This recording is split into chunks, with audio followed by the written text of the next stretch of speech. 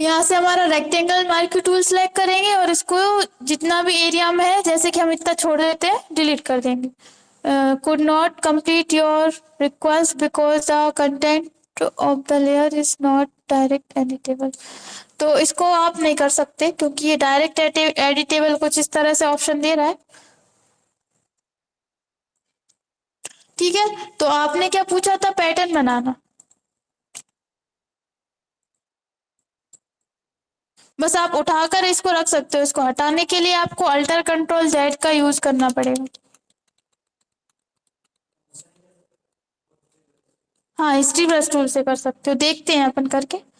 Right click करेंगे, history brush tool. ये भी अप्लाई नहीं होगा इधर। क्या? इरेजर से करके देखते हैं।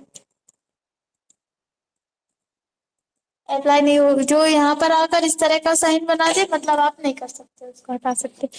क्योंकि अगर अपन ने इसको किसी पिक्चर के ऊपर किया होता, वहां से कर सकते हैं। अपन ने एक नए पेज के ऊपर बनाया है, तो इसलिए नहीं कर सकते। ठीक है, तो आप बोल रहे थी पैटर्न बनाना बताना है। अब मान लीजिए अपन इसको ही पैटर्न बनाते हैं और अपन यहाँ पर और पॉइंट बना लेते हैं। राइट क्लिक करेंगे, पेन टूल सेलेक्ट करेंगे और बना लेते हैं इस तरह। यहाँ से क्लिक करते जाएंगे। अगर आप ऐसे ही नॉर्मली करोगे तो ये इस तरह से आएगा। हमने लास्ट से क्यों लिया था? क्योंकि हमें यहाँ पहले देखिए इस तरह से आया, इसके अंदर तो हम फिल कर नहीं सकते, इसलिए हमने यहाँ से लास्ट में पहले उसके पॉइंट बनाए। यहाँ पर अपन क्लिक जाएंगे, एक पॉइंट, ये दूसरा पॉइंट यहाँ आना चाहिए, तीसरा पॉइंट यहाँ आना चाहिए, तो ये इस तरह से बन जाएगा। अब आप इसको खींचकर इस तरह से अंदर की साइड बाहर की साइड जैसा रखना चाहते हैं रख सकते हैं, लेकिन इससे उतना ही हो रहा है। हम क्या चाहते हैं, थोड़ा सा बड़ा हो जाएगा तो। लेकिन ये चार एक बॉक्स बन जाएगा ना, चौक और रेक्टेंगल बन जाएगा। रेक्टेंगल बनाना है तो आप दे सकते हो चौथा पॉइंट। अगर आप यहाँ से ऐड एंकर पॉइंट कर दोगे तो इससे क्या हो जाएगा?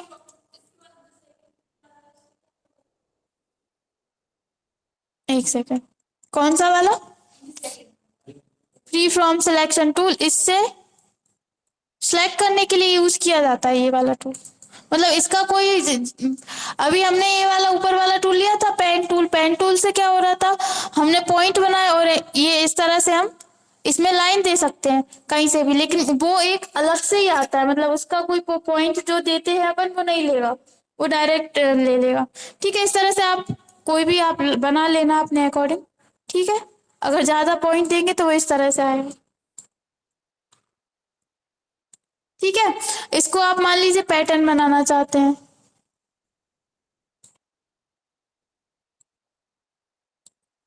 ठीक है, देखिए कुछ डिजाइन टाइप का तो बन रहा है, आप अपने अकॉर्डिंग बना लेना। ठीक है, इसको आप मान लीजिए पैटर्न बनाना चाहते हैं, तो उसके लिए क्या करेंगे बताइए? पैटर्न बनाना है। हाँ, इस पे आप क्या करेंगे? इस पे, इस पे जाएंगे। अच्छा, न्यू पेज लेंगे। हमें न्यू पेज लेने की क्या जरूरत है, हमें इस ये वाला है सिलेक्ट टूल, सिलेक्ट कर लिया अब। अच्छा, रेक्टेंगल, इसको सिलेक्ट कर लिया। ठीक है, अब क्या करेंगे? पूरा सिलेक्ट कर देंगे। अब क्या करेंगे?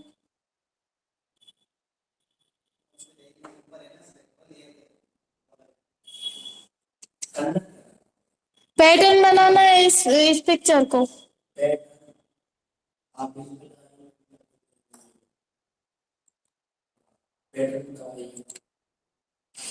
पैटर्न यहाँ आ जाता है, लेकिन अभी तक आया ही तो नहीं है, हमें बनाना है पहले। जब आप बनाओगे तब तो आएगा पैटर्न। बताइए कैसे बनाएंगे? कोई भी पैटर्न बनाने के लिए पहले आप एडिट मेन्यू पर जाओगे, फिर इसके बाद डिफाइन पैटर्न पर जाओगे। अभी ऑप्शन हाईलाइट नहीं हो रहा, क्यों नहीं हो रहा? क्योंकि अपन ने इसको सिलेक्ट किया हुआ है। सिलेक्ट हटाने के लिए अपन इस पर क्लिक कर देंगे, एडिट पर जाएंगे, डिफाइन पैटर्न पर जाएंगे। इसको सेव करना पड़ेगा जब होगा ये। अपन पहले यहाँ से व्यू पर जाते हैं, सबसे पहले तो इसकी रूलर्स हटा देते हैं। ठीक है, अब देखते हैं, अभी भी नहीं हो रहा। ठीक है, अपन पहले इसको जेपीजी में करते हैं। फाइल पर जा रहे हैं, सेव एस पर जा रहे हैं और यहाँ से अपन इसको जेपीईजी, अरे जेपीईजी फॉर्मेट में कर लेते हैं। कहाँ सेव हो रहा है? एफ ड्राइव में सेव कर देते हैं। इस नाम से पहले से कोई पिक्चर है, अपन इसको नाम दे देते हैं, कुछ भी नाम दे देते हैं, ठीक है। अब अपन क्या कर रहे हैं, यहाँ से सेव पर क्लिक कर रहे हैं, सेव हो गई। अब अपन इसको पैटर्न बना सकते हैं, एडिट पर जाएंगे और इसको यहाँ से हटाना पड़ेगा पहले, एप ड्राइव में ही है, ये है, ठीक है। अब आप बना सकते हो पैटर्न। ये देखो हाईलाइट हो गया, पहले अपन ने उसको जेपीजी में नहीं दिया था। डिफाइन पैटर्न पर जाएंगे और शॉर्टकट की क्या है, कंट्रोल ई। हाँ, आप की तो सही बोल रहे हो, लेकिन उनको सीरियल से बोलो, पहले क्या दबाएंगे फिर कंट्रोल नहीं। फोटोशॉप में कंट्रोल का बहुत कम यूज होता है। सबसे ज्यादा किस किस की का यूज होता है, अल्टर। अल्टर के साथ ई दबाएंगे जिससे एडिट मेन्यू खुल जाएगा। अल्टर के साथ आप किसी भी मेन्यू का फर्स्ट लेटर दबाएंगे, जैसे कि हम अल्टर के साथ आई दबाएंगे, ये अल्टर के साथ आई दबाएंगे तो ये देखिए एडिट मेन्यू खुल जाएगा। दो बार आई दबा दिया तो इसलिए ये ऑप्शंस आ गए। अल्टर की के साथ अगर हम आई दबाएंगे तो ये देखिए क्या खुल गया, एडिट मेन्यू। अल्टर के साथ हम एल दबाएंगे तो क्या खुल गया, लेयर मेन्यू। ठीक है, अल्टर के साथ हम एस दबाएंगे तो क्या खुल गया, सेलेक्ट मेन्यू।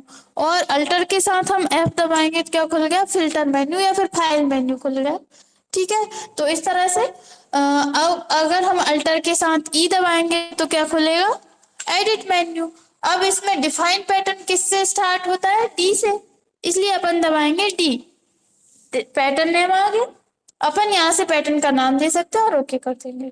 ठीक है, अब क्या करना है अपन को, पैटर्न अब लगाना है किसी भी या फिर किसी पेज में। पेज ले लिया हमने, पेज लेना हमें आता है, पैटर्न कैसे लेकर आएंगे आप बताइए।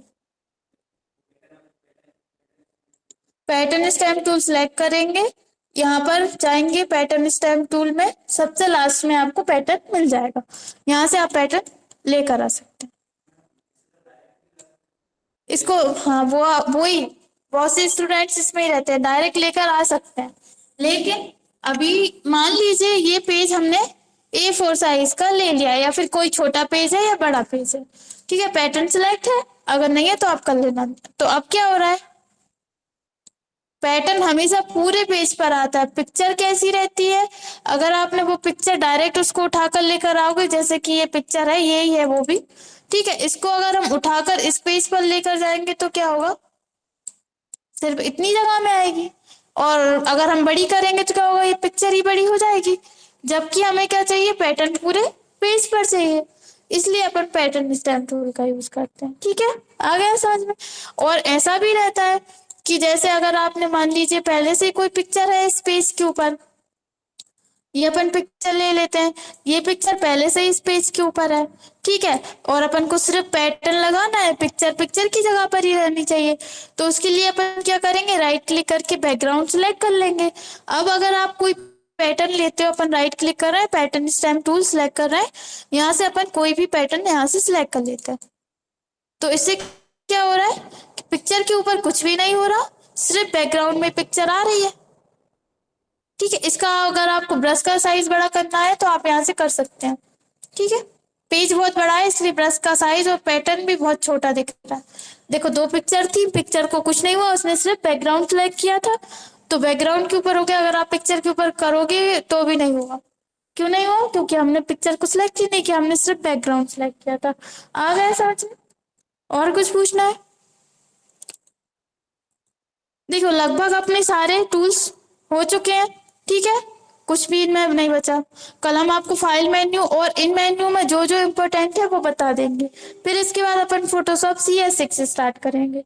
तो आप क्या करोगे, पहले इन सभी टूल्स का अच्छे से रिवीजन करना, पासपोर्ट साइज फोटो बनाना, पैटर्न बनाना, और भी जितना भी जो भी हमने पढ़ा है, तो साइज बनाना मेन, सबसे मेन साइज है।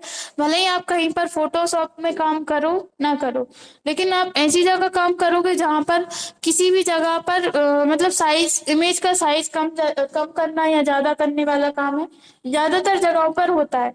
जैसे कि अगर आप एमपी ऑनलाइन पर कर रहे हो या फिर आपको आपका काम है फॉर्म वगैरह भरने का?